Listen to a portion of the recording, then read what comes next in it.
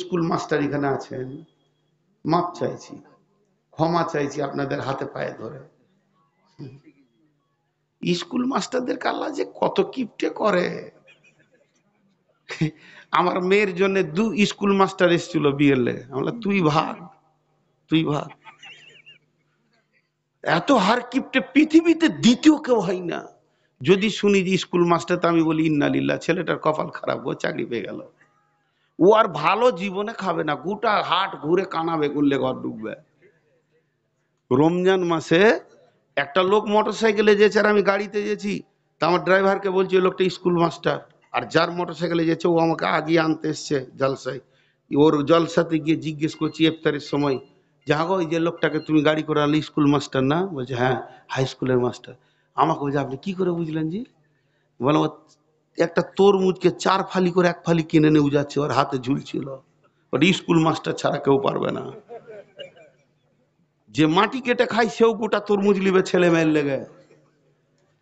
পেপারে আনন্দবাজার একটা দিয়েছিল যে আমার মেয়ে কতটা পড়াশোনা করেছে, মাস্টার্স পাস, ভালো ছেলে চাই, চাকরিজীবী ব্যবসায়িক ভালো ছেলে চাই। শেষকালে দিয়েছে তবে যেন কোন স্কুল মাস্টার আসবেন না। সুবহানাল্লাহ। যদি স্কুল মাস্টার থাকেন ভাই, মাফ চাইছি আপনাদের কাছে, ক্ষমা চাইছি, আপনারা আমাকে মাফ করে দেন। তো হার কিপটে হইও না, হার কিপটে হইও না। মা বোনেরা এবার খালি ডিমটা দেওয়ার নিয়ত করেন। যদি কারো স্বামী হার কিপটে হয়, যদি কারো স্বামী হার কিপটে হয়, ওই মেয়েটি স্বামীর মালকে চুরি করে খেতে পারে, কোনো গুনাহ হবে না। বিশ্ব নবীর কাছে এবার দলিলটা দিই। আল্লাহ রসুলের চাচার নাম হলো আবু সুফিয়ান, হার কিপটে মাল ছিল আবু সুফিয়ান। আর আবু সুফিয়ানের সঙ্গে যখন হিন্দার বিয়ে হলো, হিন্দা যদিও কলিজা চাবিয়ে ছিল, পরবর্তীকালে ঈমান এনেছিল। হিন্দা ছিল উদার মেয়ে। হিন্দা আবু সুফিয়ানকে বিয়ে করার পর খাবার দাবার ভালো পায় না। অভিযোগ করবে কাকে? বিশ্ব নবীকে এসে বলছেন, তখন হিন্দা ইমানদার। হিন্দা এসে বলছেন ইয়া রাসূলুল্লাহ, আপনার চাচা এত হার কিপটে মাল, আলু আর পাটের শাক খেতে খেতে দাঁতে খেসা পড়ে গেল, এখনো একদিনও মাছ কিনছে না, এ ব্যাপারে আপনি ফাইসালা দেন। বিশ্বনবী বললেন, হার কিপটেদেরকে জালসা করেও মাল কিনানো যাবে না, তার থেকে সহজ রাস্তা, স্বামীর মাল চুরি করে ইলিশ কিনো, আপেল কিনো, আঙ্গুর কিনো, পেট ভরে খেয়ে নাও, গামছা দিয়ে মুখ মুছে দাও। আর যদি বলে 500 টাকাটা খুঁজে পেয়েছি না কেন গে, কসম করে বলে দাও আল্লাহর কসম আমি নেইনি, তোমাকে পাওয়ার দেওয়া হচ্ছে, তুমি চুরি করে খাও, গুনাহ হবে না। মা বোনেরা পকেট মারেন এবার। আপেল এখন দুর্ধর্ষ কাশ্মীরে নেমেছে, চারিদিকে আপেল চলছে। তো হ্যাঁ, পানি খায়, ডিম দিবে কিনা ওইটা মনে মনে হচ্ছে, তো পানি খায়। আপনাদের বিরক্ত লাগছে নাকি?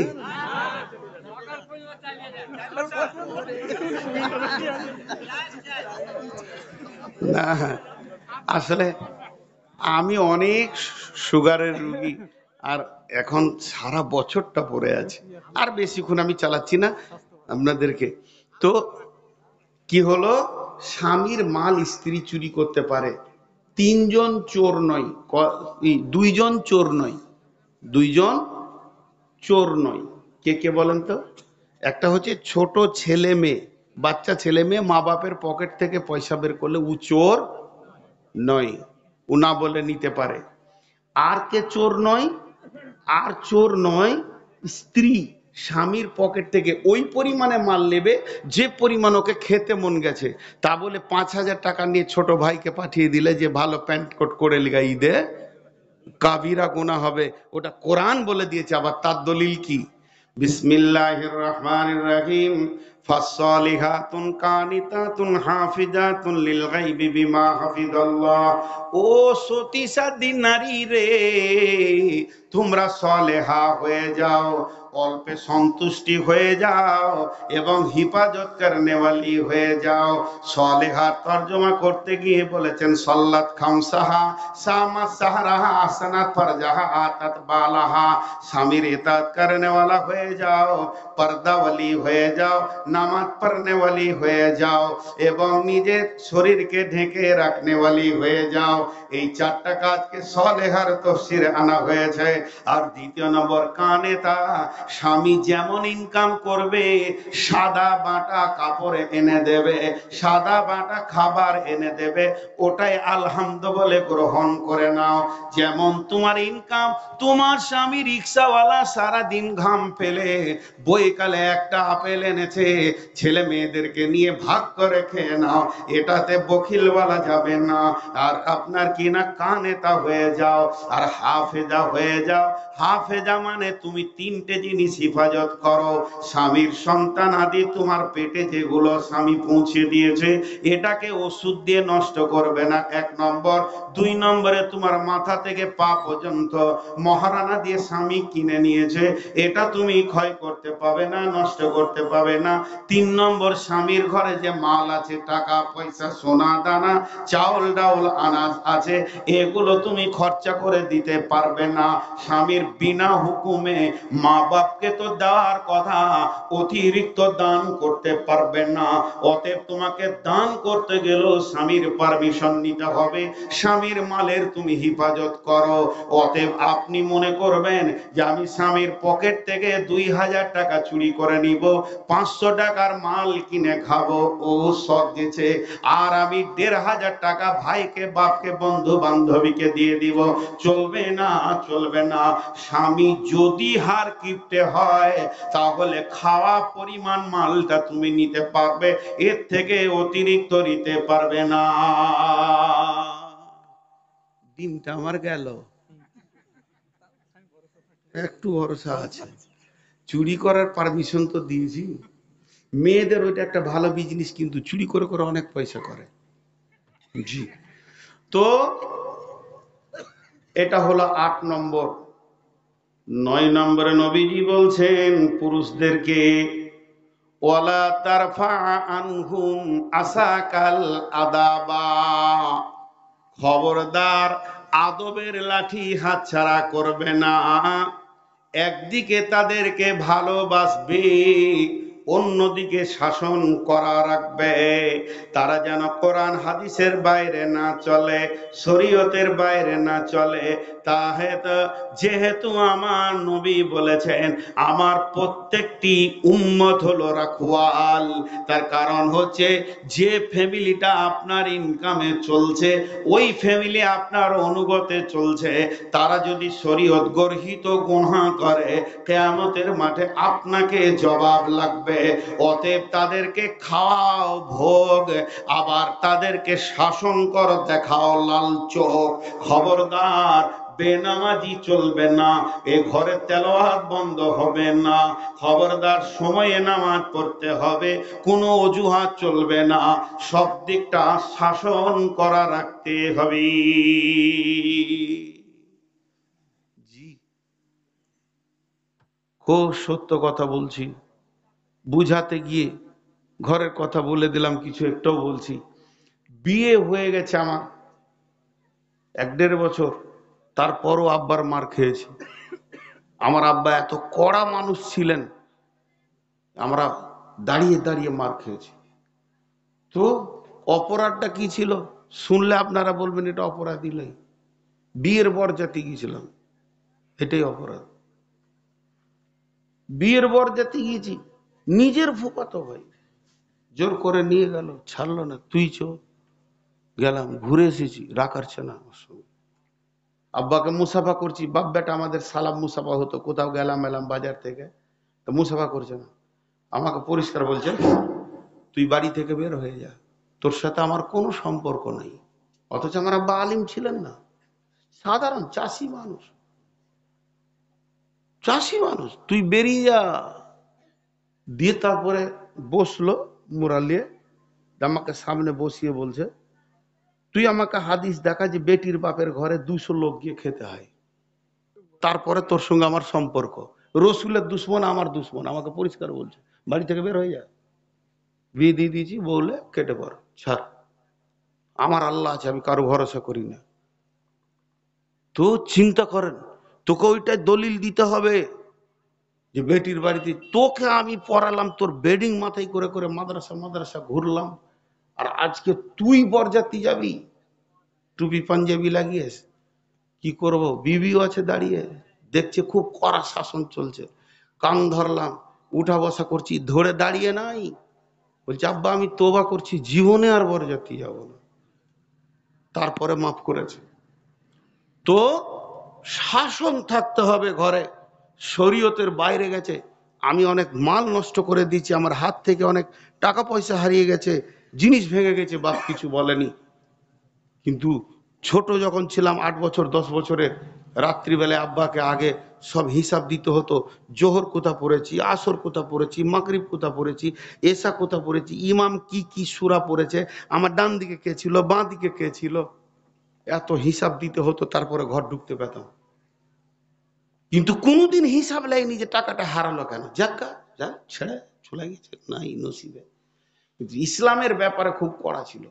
একদিন ছুটি নাই মাদ্রাসাতে, ঘর চলে এসেছি, আর আব্বা গোহালে ঝাঁট দিছে, গোয়ার গরুর ঘর সাফ করছে, ওই ঝাঁটা করেই 2 বাড়ি দিয়ে দিলে। তুই আজকে ছুটি নেই, তুই মাদ্রাসা থেকে এলি, মানে ওখান থেকেই ধরলাম মাদ্রাসা। আবার রহম নাই যে অত দূর থেকে এলি, পানি খা, তোকে আমি মাদ্রাসায় দিয়ে আসবো, তুই বাড়ি আসবি। আজকে আল্লাহ সেই চেয়ারটা দিয়েছে, ওই ঝাঁটাটার কি মূল্য ছিল, আজকে এই চেয়ারটাতে বসেছি। জি ভাই। তো বিধায় শাসন প্রত্যেকটা ঘরে ইসলামের উপরে থাকবে, শরীয়তের বাইরে কোনো ছেলে চলবে, ওই খাল উঠিয়ে দিব তোর, আবার আপেলও খাওয়াবো, লে রে বাবা সিজনে আপেল চলছে, 2 কেজি আপেল খাও, তুমি খাও পান করো, কিন্তু শরীয়তের বাইরে। আল্লাহ নবী ওটা বলছেন। 8 নম্বরে বলছেন, ও আনফিক আলা আয়ালিকা মিনাত তাওলিক, যেমন তোমার ইনকাম আছে ওই রকম তুমি খরচা করো। আল্লাহ আমাকে ইনকাম দিয়েছে অনেক, আমি কতবার উমরা করেছি সেটা আপনাদের বলতে আসেনি। আমার বিবি অন্তত 6 থেকে 7 বার উমরা করলো, আমার মেয়ে 6-7 বার উমরা করেছে, আল্লাহ আমাকে 17 থেকে 18 বার নিয়ে গেছে। আল্লাহ তাবারাক ওয়া তাআলা অত্র এলাকায় 20 থেকে 25 জন আলেম আমার সঙ্গে উমরা করেছে, তাদেরকেও আমি আল্লাহর রাস্তা আল্লাহর ঘর দেখিয়েছি। আল্লাহ তাবারাক ওয়া তাআলা এইভাবে দিন কাটিয়ে নিয়েছে। এর জন্য আমার রব বলছেন, আমার নবী বলছেন, মাজরে ওয়া আনফিক আলা আয়ালিকা মিনাত তাওলিক, তোমার যেমন ইনকাম আছে তুমি সেরকম খরচা করো, কিন্তু ওয়ালা তারফানহুম আদা আসা আসাকাল আদাবা, খবরদার তুমি আদবের লাঠিটা হাত ছাড়া করে দিও না, ওটাকে তুমি ফেলে দিও না, ওটাকে কাজে লাগাও। শরীয়তের বাইরে চললে তুমি লাঠিকে কাজে লাগাও। তাহলে 9টা বলা হয়ে গেল। 9 কথার 1 কথা, 10 কথার 1 কথা, লাখ কথার 1 কথা, কোটি কথার 1 কথা, সব কথাগুলো যার দাম, নবীজির শেষ কথাটা তার থেকে লাখো গুণের দাম। বিশ্ব নবী শেষকালে বলছেন, 10 কথার 1 কথা মোহর মেরে দিয়ে বলছেন, ও আকিফুহুম ফিল্লাহে। কত ছোট কথা, কত ওজন, কত ওজন আর কত ছোট কথা। বিশ্ব নবী বলছেন, মাছ, আমার এই কথাটা যদি তুমি একবার শুনে নাও, কোনো গুনাহ তোমার গায়ে টাচ করবে না। ও আকিফুহুম ফিল্লাহে, জলে থাকো স্থলে থাকো, ভাসমান আকাশে প্লেনে উড়ে যাও, কিংবা সমুদ্রের মাঝে ভাসমান থাকো, জঙ্গলে থাকো, জনসমুদ্রে থাকো, একা থাকো, পৃথিবীর যে কোনো কোণে থাকো না কেন, সুস্থ থাকো অসুস্থ থাকো, আর ফ্রি থাকো চাই ব্যস্ত থাকো, এই জিনিসটা সব সময় সঙ্গে রাখবে। ও আকিফুহুম ফিল্লাহে, আল্লাহর ভয়কে সঙ্গে রাখিও। তোমার সঙ্গে যদি আল্লাহর ভয় সব সময় থাকে, তোমার গায়ে কোনো গুনাহ টাচ করবে না। উঠবেন না। যেমন প্রথম কথাগুলো বললেন শুনলেন, তেমনি শেষ কথাগুলো 5-10 মিনিট শুনেলেন। একসঙ্গে দোয়া করে সবাই উঠবো, আমার রব খুশি হবেন। আজকের মজলিসটা আমাকে খুব ভালো লাগছে। আমি প্রথমেই বলেছি যে এই কমিটির ছেলেরা আমার সঙ্গে যে ব্যবহার করেছে, আমি এখনো পর্যন্ত ওদের কোনো একটা ত্রুটি ধরতো। এমন ছেলে ডাক্তার বলছে, আবার মাস্টার বলছে গাড়িটা ধুয়ে দিব। হাজি আমার গাড়ি ধুতে চাইছে, আমি কোনো মতেই দিতে চাই না। বলছে না, এটা আমাদের ভাগ্য। এত আদো বলা ছেলে খুব কমই পাওয়া যায়। আল্লাহ এগুলো ছেলেগুলোকে কবুল করুন, আমাদের সকলকে কবুল করুন। সবাই আমিন বলেন। আল্লাহ আমাদের সকলকে কবুল করুন। মেয়েরা কত ভালো দেখলেন। হ্যাঁ, 3টে ডিম এসেছে। তাহলে আর একটা দিব নাকি ওরাকে ওকালিতি করতে করতে? আর একটা পাওয়ার বাড়ি দিব ভাই? না, এখন দিব না, সামনে বছর ডিম কাটে তাহলে আর পাবো না। তো এবার গুনে দিচ্ছি। বিসমিল্লাহির রহমানির রহিম। হযরতে মুআজ বিন জাবাল বলছেন, বিশ্ববাসী রে, আল্লাহর নবী আমাকে 10টা ওসিয়ত করেছেন। তার মানে আজকের জন্য তরজমাটা নতুন করে আপডেট করে দিই। ও আজকের কাঁঠালপাড়ার মাহফিলের বাসী রে, ও শ্রোতাবৃন্দ, নারী পুরুষ, আমাদের নবী আমাদেরকে 10খানা ওসিয়ত করেছেন। 1 নম্বরে বলেছেন, খবরদার কার সামনে মাথা নত করবে না, শিরক করবে না। যদি তোমাকে পিস পিস করে কেটে দেয়া হয় কিংবা জ্বালিয়ে পুড়িয়ে ছাই করে দেয়া হয়, কারো কাছে মাথা নামা করবেন না। 2 নম্বরে বলেছে, মা বাপের ওপরে কমন করে কথা বলবেন না, কোন রকমে ঝিড়কে দুতে কথা বলবে না, চড়াও করে উঁচু কথা বলবে না। যদিও তোমার মা বাপ বলে বাড়ি থেকে বের হয়ে যা, সঙ্গে সঙ্গে বেরিয়ে যাবে। 3 নম্বরে বলেছেন, জ্ঞান বশত ফরজ নামাজ 1 ওয়াক্ত ছেড়ে দিও না। যদি কেউ জ্ঞান বশত 1 ওয়াক্ত ফরজ নামাজ ছেড়ে দেয়, আল্লাহর সঙ্গে বান্দার সম্পর্ক কেটে যাবে। 4 নম্বরে বললেন, খবরদার তোমরা মদ পান করিও না। মদ পান করলে সমস্ত গুনার মাথা তোমার কাছে পৌঁছে যাবে। নবী অন্যত্তরে বলেছেন সেটা হলো জাহান্নামের চাবি। 5 নম্বরে বলেছেন, যেখানে প্রকাশ্য রাজপথে গুনাহ হবে, আল্লাহ এলাকাকে ধ্বংস করে দেবে। 6 নম্বরে বলেছেন, যদি মহামারী চলে আসে, তুমি ভয়ে পালিয়ে যেও না, তোমাকে মহামারী মারবে না, আল্লাহ ছাড়বে না, ওখানেই অবস্থান করো। 7 নম্বরে বলেছে, জিহাদের ময়দান থেকে পালাবে না, সবাই যদি মরে যায় তুমিও শহীদ হয়ে যাবে। 8 নম্বরে বলেছেন, যেমন তোমার ইনকাম অমনি ছেলে মেয়ের পেছনে খরচা করো, বোখালতি করিও না। 9 নম্বরে বলছেন, তুমি আদবের লাঠিটা হাতছাড়া করে দিও না, কারণ যেমন তুমি ইনকাম করে খাওয়াবে ওই রকম শাসন করবে। 10 নম্বরে বলেছেন, যেখানেই থাকো আল্লাহর ভয় সঙ্গে রাখবি। ভাই 2-5 জন আপনারা উঠলেন কেন? আমি ছোট্ট একটা প্রশ্ন রাখলাম, উঠলেন কেন? যার শেষ ভালো তার সব ভালো। আমি কি এখনো 10 ঘন্টা থাকবো? জি না, আমি মাত্র কয়েকটা মিনিট থাকবো। তো এই 10 মিনিট যদি আপনারা বসে যান, তাহলে সব ভালো হবে, আল্লাহ খুশি হবেন। আমি দোয়া দিব, একসঙ্গে সবাই উঠবো। আমি হার্ডলি আর 10টা মিনিট আছি, আমার মুখ তো বন্ধ নেই, আমি তো আপনাদের সঙ্গে কথা বলছি। উঠে গেলেন কেন? যারা গেছেন ভুল করেছেন, পারলে ফিরে আসেন। আজকের যে জালসাটা, এইটা দেখে মনে হচ্ছে যে আল্লাহ শ্রোতা বক্তা উভয়কে কবুল করেছেন, আর আল্লাহ যেন উভয়ের গুনাহ মাফ করেন, আর উভয়কেই যেন রসুলের দেওয়া ওসিয়তের উপরে চলার তৌফিক দান করেন।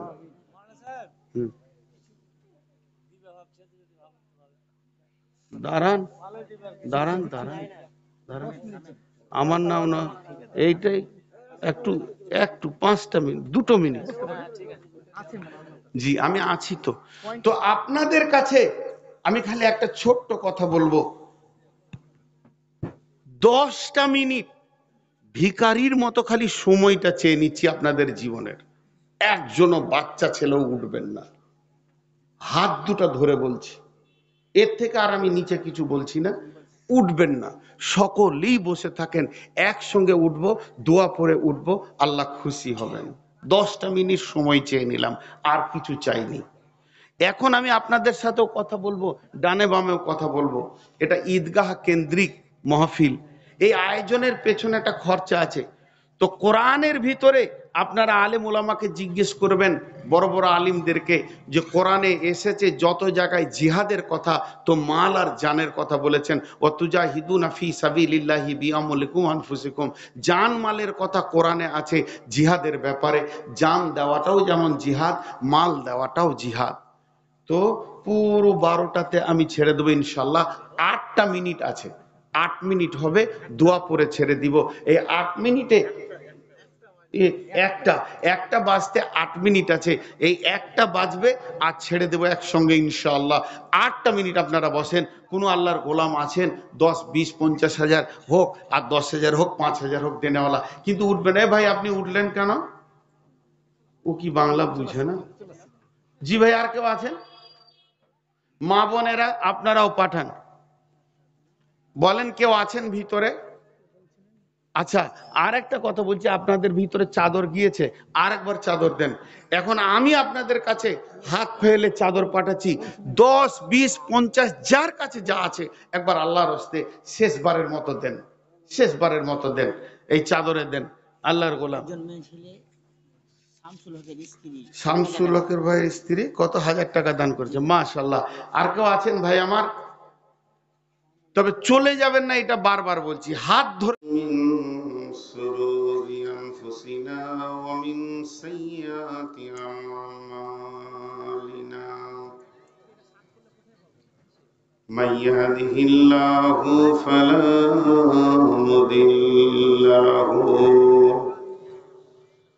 ওয়া মান ইউযলিলহু ফালা হাদিয়া লাহু। وأشهد أن لا إله إلا هو لا شريك له وأشهد أن محمدا عبده ورسوله الذي أرسله بالحق بشيرا ونذيرا وداعيا إلى الله بإذنه وسراجا منيرا. أما بعد فإن خير الحديث كتاب الله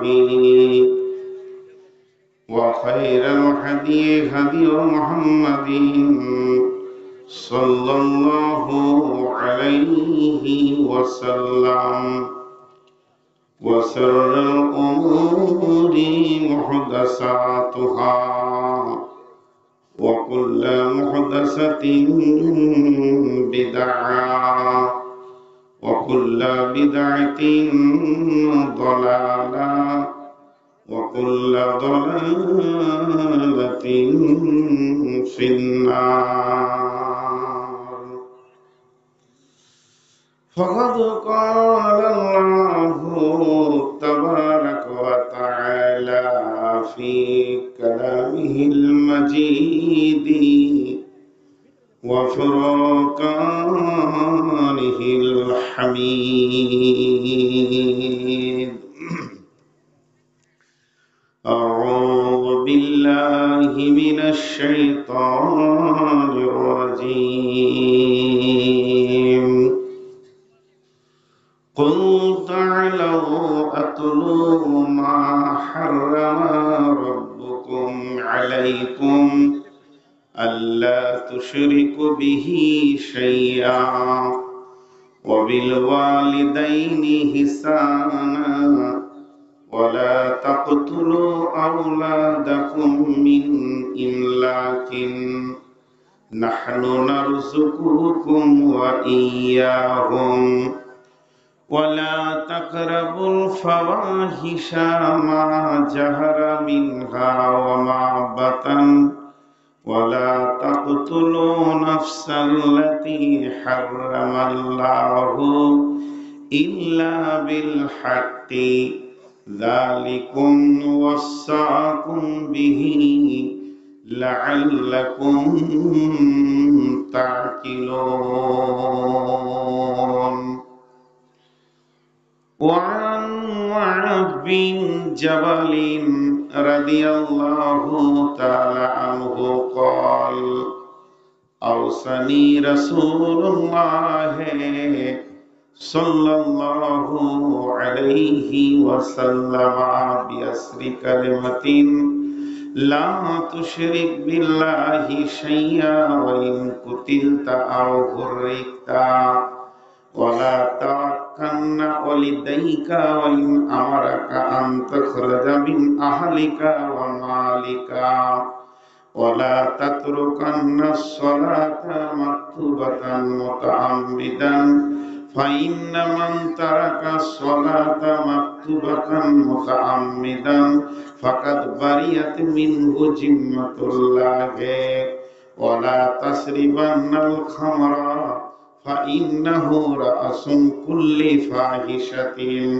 وإياك والمعصية فإن بالمعصية حل سخط الله وإياك والفرار من الزحف وإن هلك الناس وإن أصاب الناس موت أنت فيه فاصبر وأنفق على عيالك من التوليك ولا ترفع عنهم عصاك العذاب وأقفهم في الله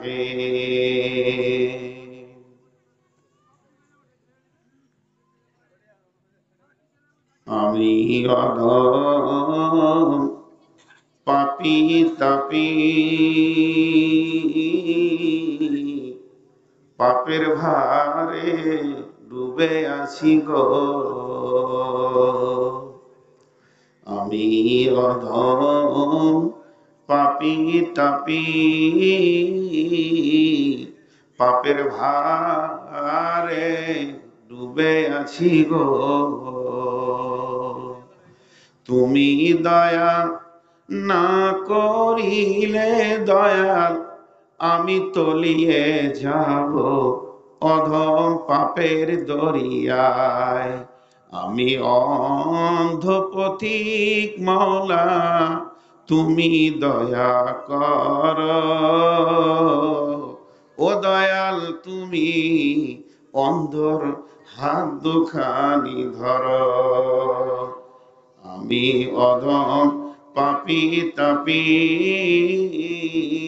পাপের ভারে ডুবে আছি গো তুমি দয়া না করিলে দয়াল তুমি দয়া না করিলে দয়াল ডুবে মরব সহবি পাপের কুল আমি কোন গুণে পার হব গো আল্লাহ পুলসে রাতের পুল জীর্ণ তরি মজা ভেবে না কাই পুল আমি কোন গুণে পার হব গো আল্লাহ পুলসে রাতের পুল।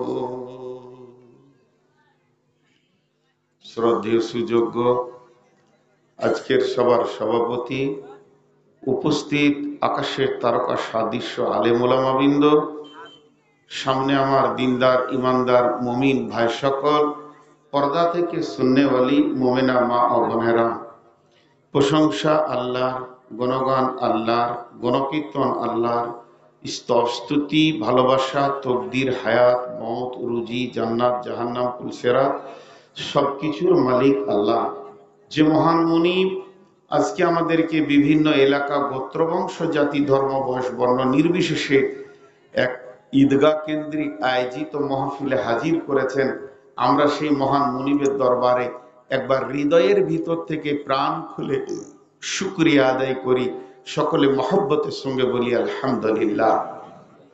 ভাই যতটা মানুষ আলহামদুর পরিমাণটা হালকা হলো সবাই মুখ খুলিনি সবাই বলি আলহামদুলিল্লাহ। দরুদ ও সালাম বর্ষিত হোক আখেরি পয়গম্বর নবিকুল শিরোমণি ইমামুল আম্বিয়া महबूबे किबरिया इमामुल हरमैन शरीफैन नबी मक्की नबी मदानी नबी अहमद नबी मोहम्मद रसूलुल्लाह सल्लल्लाहु अलैहि वसल्लमेর উপর আল্লাহুম্মা আমিন আল্লাহুম্মা সাল্লি আলাইহি আল্লাহুম্মা বারিক আলাইহি। আমি আমার বক্তব্য শুরু করার আগে ছোট করে দুটি কথা বলি। আমি ওই কমিটির প্রতি অত্যন্ত আনন্দিত, এখানকার বেশ কয়েকটি যুবক বৃদ্ধ মিলে যে এই মাহফিলটা আয়োজন করেছে, আসার পর থেকে এনাদের ব্যবহারে অত্যন্ত সন্তুষ্ট।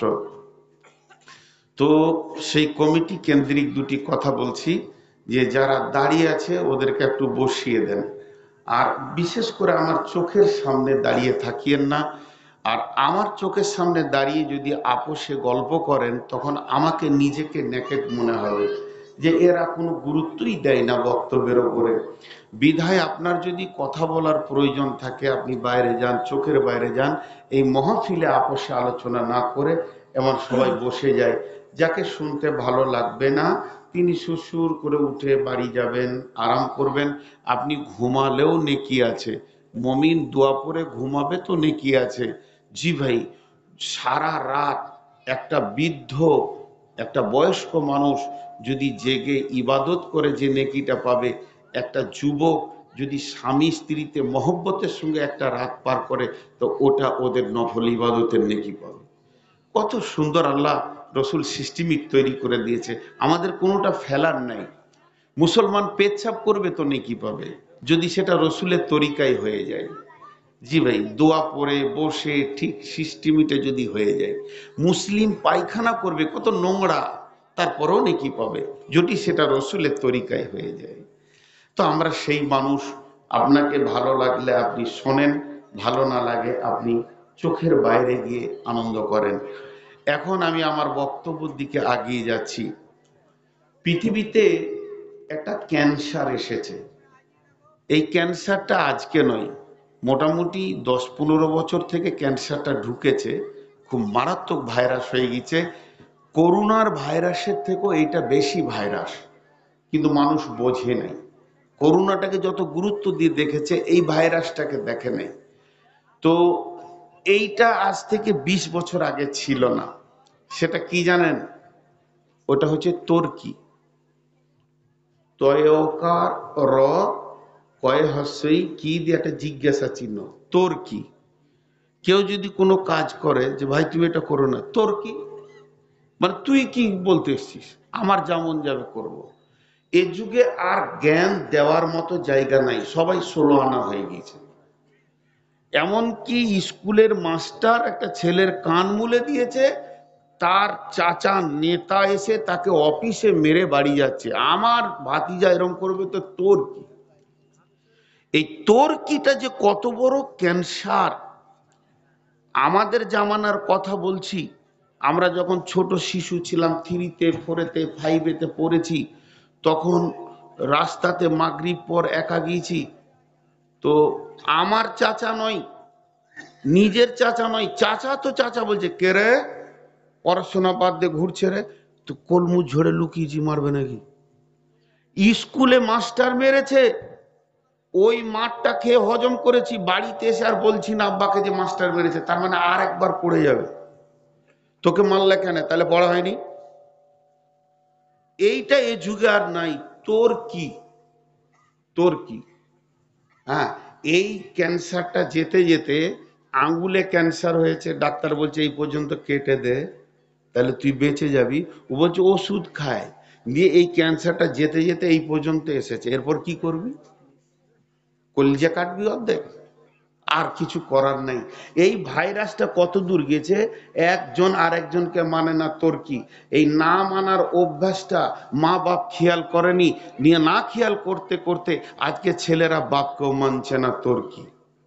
শেষ পর্যন্ত একই বিছানা কম্বলে শীতে বাস করছে, স্ত্রী স্বামীকে মানছে না, তোমার কি, আমার যেমন যাবে। এটা এটা এটা করোনার থেকেও ভাইরাস।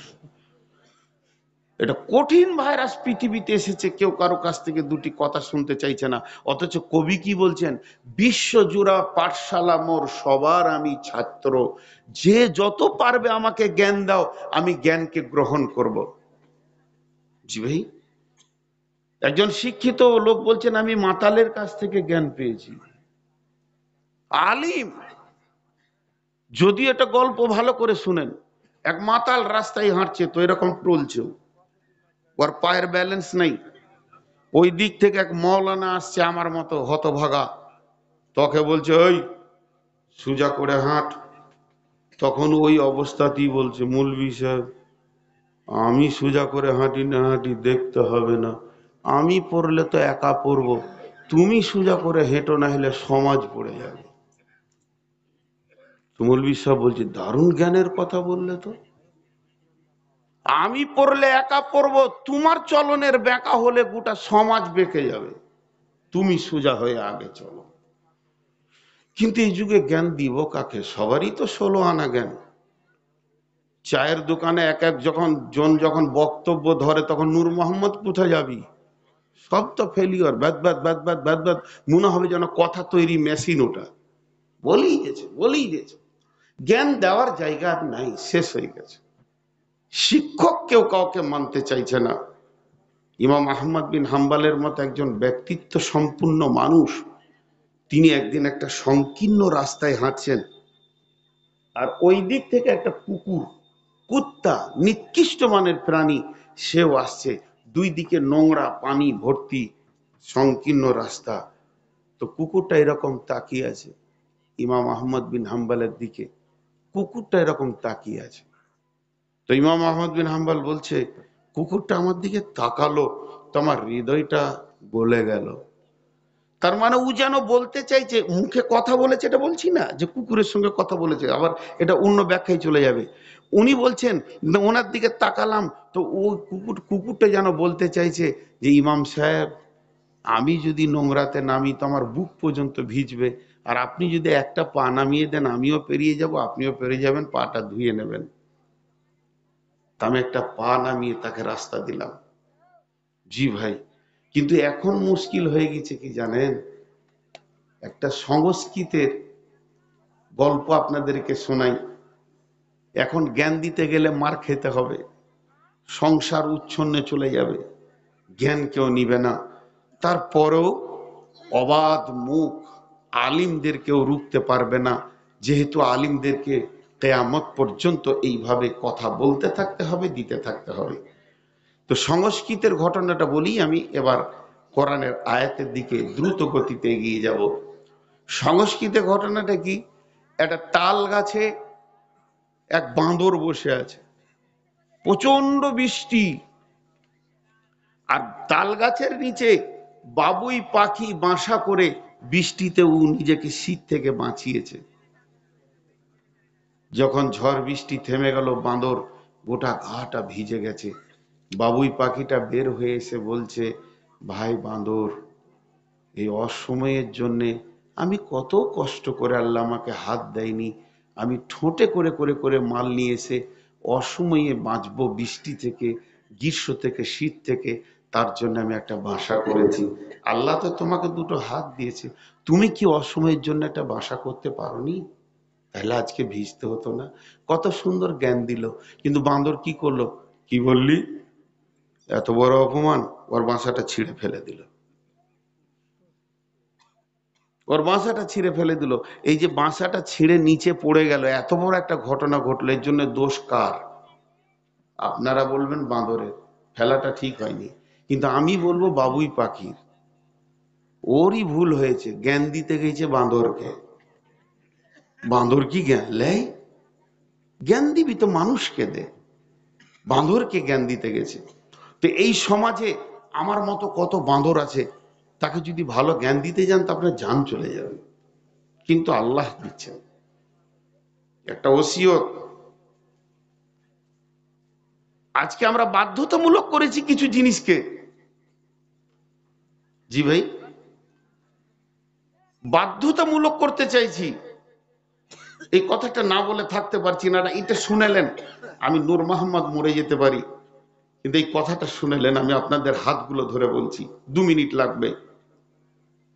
আজকে আমার দ্বারা যদি কোনো একটা ছোট ভুল হয়ে যায়, মৌলভী সাহেব ভুল করছে রে, কেন মৌলভী সাহেব কি ফেরেশতা তোর চোখে? ওকে 100% কোরআন হাদিস মানতে হবে, যে রব সেই তো মাফ করেছে, তুমি কেন বাধ্যতামূলক করবে?